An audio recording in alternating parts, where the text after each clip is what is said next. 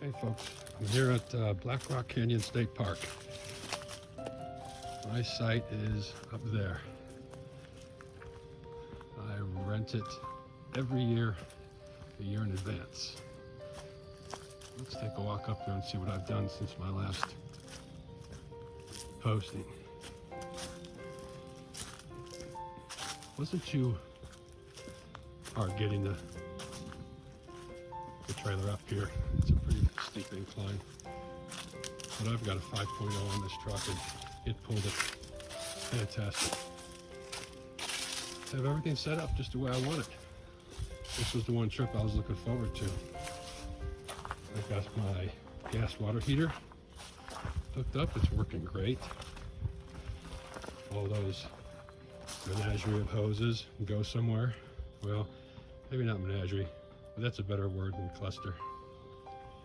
My first night in it last night, it got to be 39 or 38 degrees, and I have a little space heater. That's all I need.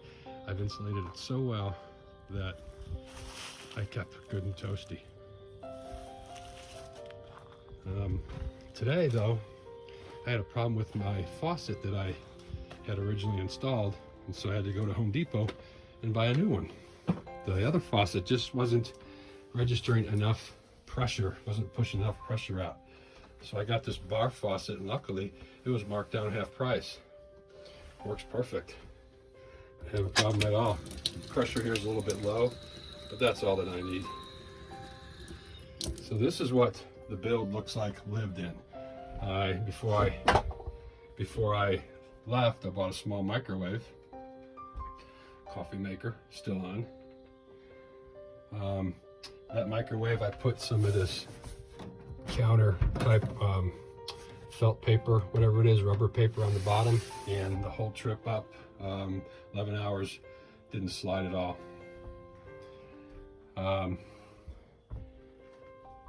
Here's another thing that I added. When I built it, I had this refrigerator, and I had taken a trip before this and found the refrigerator was a little bit too small. I didn't want to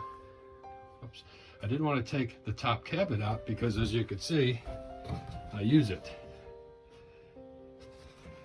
So I didn't want to take this out to put a bigger refrigerator in, so I had to figure out what am I going to do if I'm going to stay a while, and I'm here 10 days. Well, originally I had the refrigerator on my power center box, or if I open this up, I've got my power center in there. Now you can't see, it's dark, sub panel, extra storage, what have you.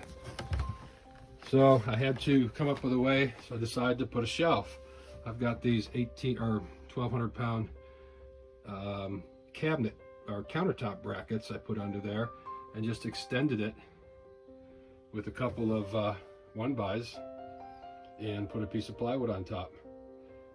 There it is, perfect. And also I extended it far enough for my television. I put a strap around there when I'm traveling, didn't move at all. Worked out perfectly. Comfortable elevated bed. I've got it on it's a Coleman aluminum frame. Plenty of storage underneath. My battery box on the side there doubles as a nightstand. And I like the bed up this high because it gives me just about eye level with the windows. Works out great. Here's that little space here I was telling you about. As cold as it was last night, I put that on medium, and it was within 10 minutes I was burning up. I guess it's because I have it so well insulated, but didn't bother me in the least. Another little modification I made was to my portable air conditioner. I've used this in the summertime in Florida, and all the negative reviews I keep hearing about these portables, I haven't had any of those problems at all. It blows out ice cold, doesn't overwork. But the vents in the front kept blowing straight out, so the front of the camper would always stay colder than the back.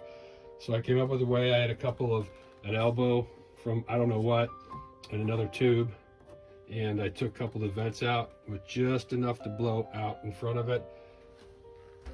But when I put it on, it pushes air out to the back, and ice cold.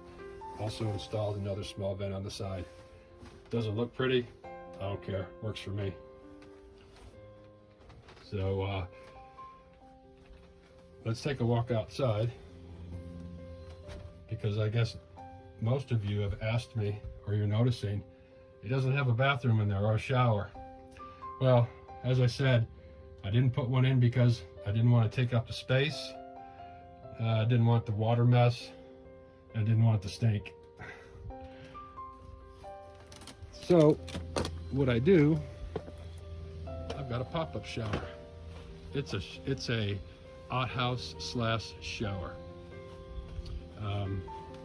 I've got hot water going to it. Actually, just took a shower a little bit ago. There's my shower head. This feeds in from the bottom. And look at there, a commode. Privacy. That's all I need. It's fine. Hey, it was good enough for our ancestors, good enough for me. It buttons up in 10 minutes and I'm done. And I just put a T on my hot water heater to go back to the shower. So this is the feed. This one goes to my hot water in the trailer, and this one goes back to the shower. And then also a T here as well. Now I did buy a water filter and a pressure regulator, but the pressure's so low here that I took it off. It seems like it was lowering the pressure more than what I needed. No big deal. I typically, if I go somewhere for a long time, to be on the safe side, I turn the water off anyway. So it's working out fine. The water on this, hot water on this heater is very, very particular. Even though I've got it on almost the lowest setting, it's really hot. Real happy with it.